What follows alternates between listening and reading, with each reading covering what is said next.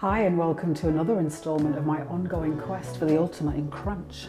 I recently made some baked crispy dumplings using rice paper wrappers, and after I reheated those in the air fryer, it kind of sparked off a bit of an idea. In that video, I made a quick little dipping sauce to go with the dumplings. For the sake of honesty, I tried making two, but one of them just didn't go right at all. I tried to make a black garlic satay sauce, and that's what I've ended up with.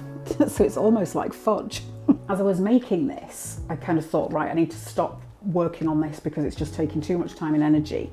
But it did give me the idea of kind of smearing it on tofu and maybe having that as like a, a sandwich filler. And then after I reheated the dumplings in the air fryer, this idea started putting itself together in my head. So what I'm going to do is slather some of this peanut sauce on top of tofu and then wrap that in rice paper and stick it in the air fryer so that goes really nice and crunchy on the outside and then hopefully lovely and soft and flavorful in the middle. For the tofu, I've kind of thought of an idea to try and make it a little bit more exciting because tofu is quite a bland product. It's got not much flavour at all, but that means it acts as a brilliant canvas for then doing other stuff to it.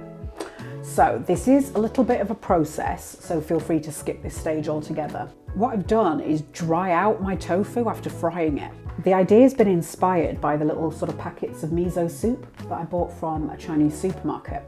And it had pieces of fried, freeze-dried tofu in it. And then when you add the water and it rehydrates, it's got really nice chewy texture. So I thought, oh, I'll see if I can try doing something like that just to add a little bit more texture into the tofu and get it a bit chicken-like. This is a large block of tofu that I had in the freezer. So I defrosted it. Freezing tofu forces air bubbles into it, so it kind of changes the texture a little bit. It gives it a bit more chewy texture. So I then sliced it. There was 5 slices, but I've eaten one of them because it makes a great snack. I pressed this between a few sheets of reusable kitchen towels. So it's made out of like bamboo fiber, and it's instead of paper towels. I pressed the slices under weights for about an hour and then coated the outside in chicken flavour stock. So I just put some in the bottom of the tub and then pressed the slices into it. Then I sprayed the outside on both sides with a little bit of oil and then put it in the air fryer. I did them at 180 degrees C for 15 minutes. And then I dropped the temperature right down to about 100 degrees C and did that for 2 hours just to then dry out the tofu without putting much more colour on it. And yeah, it's come out very, very crunchy and hard. So it does make an amazing snack. Just use less of the chicken flavour stock than I did because it is quite a powerful taste. So just a light sprinkling over it. Yeah, perfect snack. And if you skip the oil, it would be fat-free, high protein. Super crunchy. So what I'm going to do is now rehydrate this in more chicken stock. So I've mixed up a tablespoon of the chicken flavoured stock in 500 ml of boiling water. So we'll just cover those. I've wedged it down with 2 spoons just to keep everything under the liquid. And then just leave that until you need it. So I'm hoping this is going to make the slices kind of chicken-like, which is going to be great for people who are gluten-free and can't eat seitan. I'm going to make a couple of condiment type things to go with the slices. I'm going to do some quick pickled carrots, and then I'm also going to make like a zhug kind of thing, which is, it's like a Yemenite herb paste, a bit like pesto or a salsa verde, that kind of thing. So I'm going to get the pickle on first. 6 cardamom pods, about half a teaspoon of coriander seeds, half a teaspoon of mustard seeds, half a teaspoon of Szechuan peppercorns, 3 cloves, star anise to give that a crunch. So I'm using the spices just to give some nice aromatics to the carrots. You don't really need to do this if you don't want, or you can use anything you like. Good glug of apple cider vinegar. And then top that up with boiling water and a teaspoon of salt. I'm going to simmer that over a sort of a medium heat and just let all of those flavours infuse in the liquid while I prep the carrots. I'm going to use the food processor and be lazy. You can do this by hand or on a mandolin as well, but because I'm doing several carrots and I'm already quite hot, so I'm going to do the food processor. So technically I'm doing 7 carrots, but these are quite little ones. I'm just going to cut the ends off. I've washed the carrots, but I'm leaving the skin on because these are quite fresh, so the flavour's very mild. But do feel free to peel them if you want. And then I'll just feed the carrots in. Carrots are all sliced. I'm just going to pop those in the pickling liquid. Pour those in. So I'm just giving everything a good stir. Make sure all of the carrots are coated in the pickling liquid. Pop a lid on. I'll give them about 10 minutes, stir through, and then probably turn the heat off and then just let them do their thing. Onto the chili herb paste, the zhug. I think I'm pronouncing that right. It's Z-H-U-G. I've gone for a combination of coriander and parsley in mine, but feel free to use whatever you like. So I've gone for 45 grams of coriander and 30 grams of flat leaf parsley. I'm adding 6 spring onions, scallions they're called in the States. I'm just going to tear those down a little bit. I'm going to put in the equivalent of about 6 cloves of garlic. Just use as much or as little as you want. So I'm just going to peel the garlic. And then I'm going to use pickled green hot peppers. And these have got an amazing heat and really, really good flavour. So there's about 10 green chilies. Pour in a good guzzle of olive oil. I don't know, 3 tablespoons, something like that. I'm going to use a stick blender for this. Do feel free to do it in a jug blender, or you can do it in a pestle and mortar. It's going to take forever though. Give that a good blend.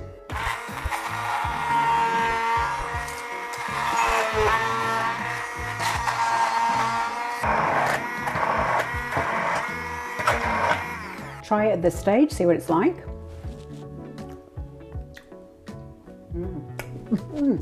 Going to add some salt and pepper and a squeeze of lemon juice just to lift it up a little bit.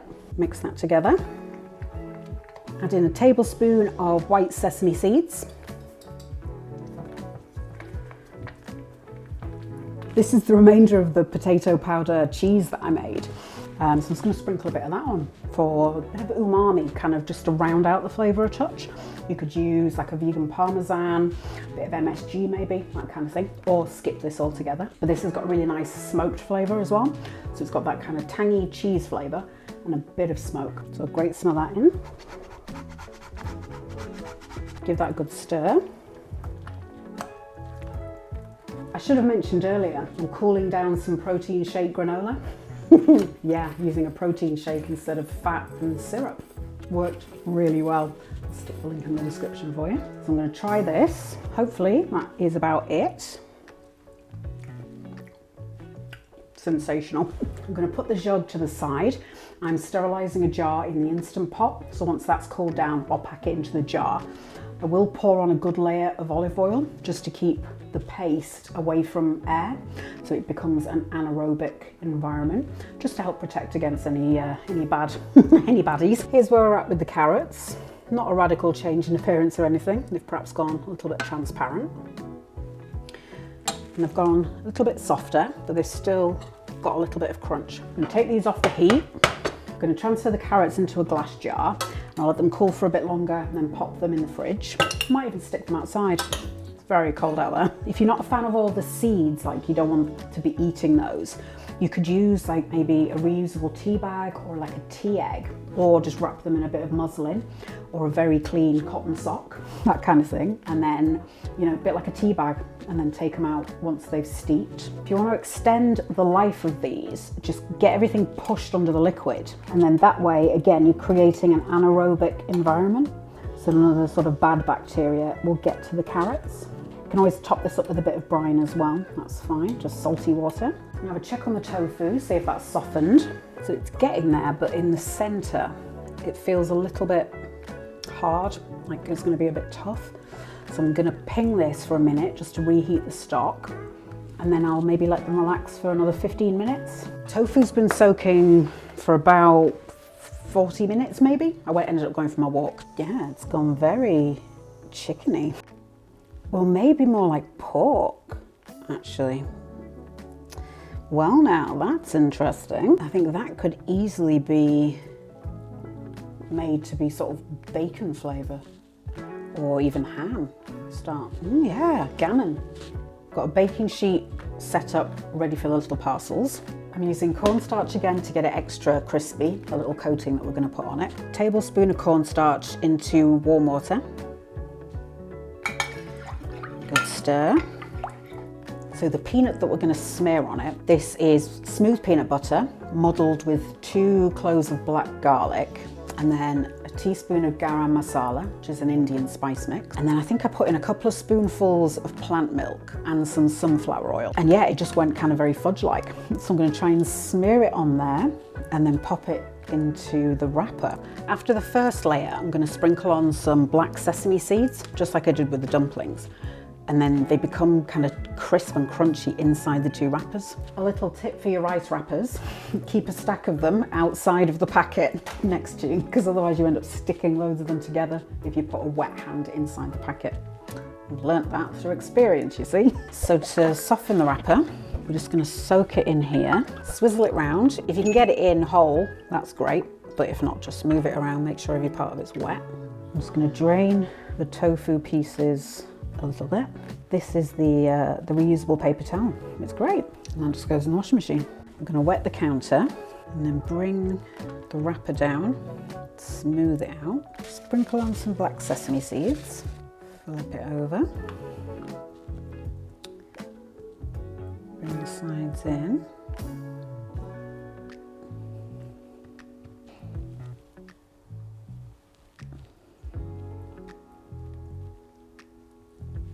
And then flip it over.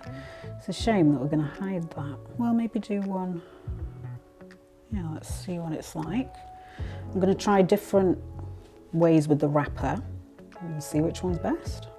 All four are done, so let's have a little close-up. Here we go. So I've done 4 different ways of folding the wrapper. We'll see, did I do 4? Oh yeah, because that one's double wrapped. So yeah, we'll see if that's got any kind of impact on the texture. I'm going to give everything a quick squirt with oil, flip them over, do the other side. So I've got the tofu slices laid out in the air fryer. I've no idea how long this is going to take. I think I'll do 190, and I'll put it in for 10 minutes and check it every couple of minutes. So after a minute, you can see loads of little bubbles developing. After 3 minutes, yeah, it's starting to go a little bit crispy.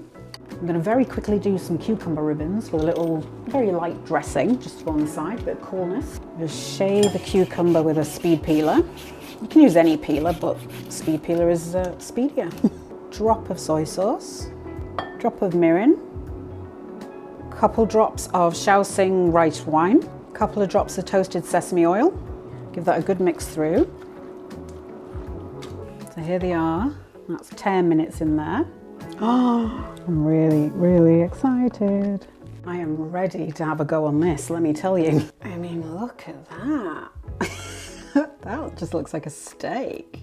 Like when you pan fry steak, it's got that kind of vibe. So we've got the little tofu slice, and then there's carrots, cucumber, and the jug. I'd half considered eating this as like I want to say banh mi, the Vietnamese sandwich, but I just didn't have the energy to go and get some bread or bake it. And try some just on its own without the jug, just so I can get a feel for the flavour. If you gave that to someone and said it was pork, they'd believe you. That's incredible. So the texture, yeah, it's gone very pork-like.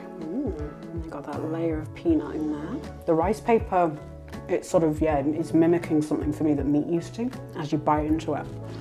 It's just really pleasing. That would be sensational with teriyaki sauce or some kind of sweet syrupy type sauce, maybe a barbecue of some kind. Yeah, the surface is just begging for something sticky. The surface inside, it reminds me of chicken nuggets. It's that very dense, yeah, look at it. Yeah, very, very chicken slash pork like. I'm gonna try a bit with the jug. All of that together is just singing. It's musical. This jug is really fresh and bright, and it's kind of, it's giving me a good old slap round the chops. Hello. And then the pickled carrots. They're good. They've still got a nice bit of crunch, but they're not raw. And then some nice flavours in there. So yeah, there's plenty of different flavours and textures going on the plate. But that was such a good idea. Yeah, I'm going to be doing much more experiments with the with that rehydrating fried tofu. Ooh. If you're thinking about including more plants in your diet, but you're not too sure where to go and how to get that same meaty satisfaction, hit subscribe, tap the bell icon, check out this.